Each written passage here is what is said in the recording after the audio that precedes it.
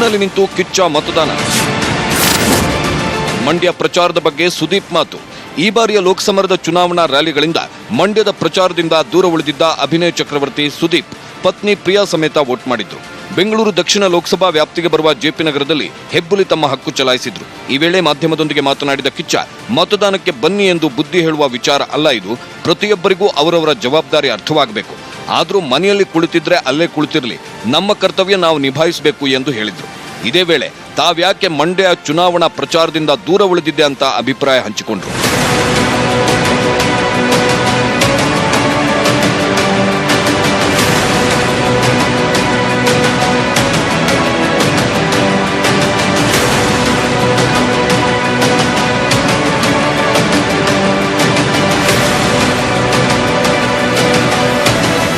ನಮ್ಮ ಕರ್ತವ್ಯ ಅಲ್ಲ, ಅದು ಮಾಡ್ಲೇಬೇಕಲ್ಲ. ಇದರಿಂದ ನಾವು ದೂರ ಹೋಗಕ್ಕಾಗಲ್ಲ.